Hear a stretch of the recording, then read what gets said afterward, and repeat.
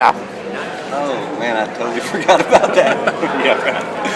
No, in all seriousness, Patrick is a great athlete, and I've always wondered, it's in the back of my mind, how tough would the all-around be if he picked another event?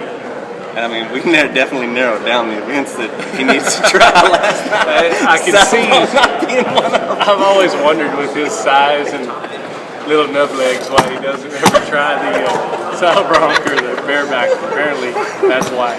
But one thing I've heard a lot of today is the term bucked off, and I thought when it's been 8 seconds you jump off. But I felt like that's what I did, but it really wasn't quite 8 seconds. I guess it was like 1.8 on the watch and 8 in your mind, maybe. No, it doesn't count until you touch the ground. Is what I found out today. So when I was just hanging by one leg, the clock was still running. So I think it did get closer to 8 than you might think. I mean, if any of you missed out on that last night, I'll just try to get it on YouTube for you. That's all I can say. So let me just say this to clarify, because I got 16,000 questions today. It was not my heel horse that bucked me off. It was in the grand entry, actually prior to the grand entry. It was a spotlight, just us individually, so it wasn't like it was in the crowd. It was solely on me in front of everybody when the horse began to buck, pretty much beyond any horse I've ever seen buck in this arena. Yeah, he was double ranked, milk dud. He was double ranked. Anyway, I was on a saddle that I'm pretty sure was rubbed down with some kind of Vaseline, and the stirrups were about a foot too short for some girl, and it was one of those white saddles that the camel's about this tall. So What did you say when one of our good friends asked you if you needed to tighten your saddle? He said, "Hey, do you want to tighten your saddle up?" I said, "No, he feels like he might burst." So I went to turn around and lobe him off, and I couldn't hardly get him to go. I said, he felt like he was just that gentle. He said, Chad actually said, "I don't think you're going to get him from one end of the arena to the other. I don't think you have anything to worry about." The girl's like, "Oh, no, he doesn't do anything." Apparently he can, because when he gets in some sort of higher caliber saddle bronc, whatever his name was, Chico, El Guapo, whatever his name was, when he gets in the national finals crowd, he livens up. Yeah, he does. He really does. He's got some fire to him still. He does.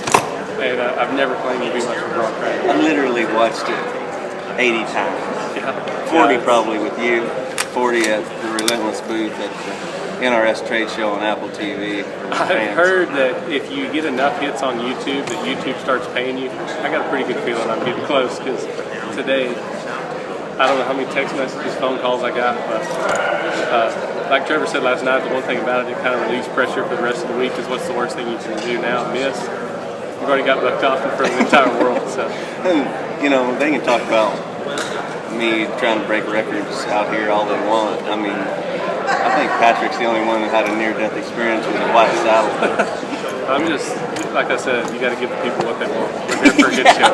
Yeah, you gave me what I wanted, that's for sure. Anyway, we got a pretty good steer tonight. He's a little bit slower than last night, but definitely average. He's none below average. From the angle we filmed him at, my healer seems to think that they all look low-headed.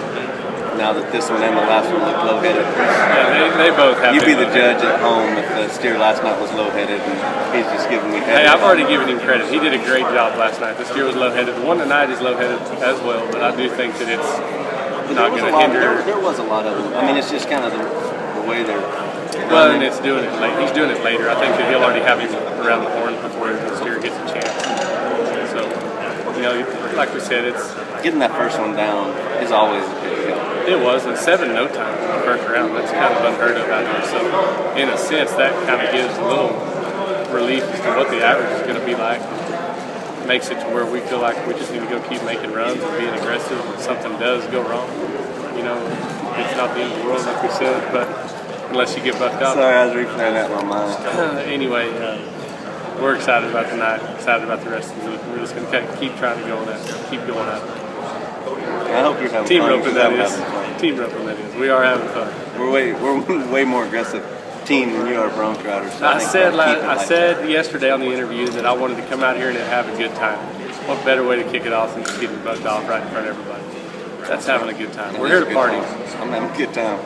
obviously what happens in Vegas does not stay in Vegas either, just so you know. Cause that must have been an old rule. Yeah, that's an old rule because that didn't stay in Vegas.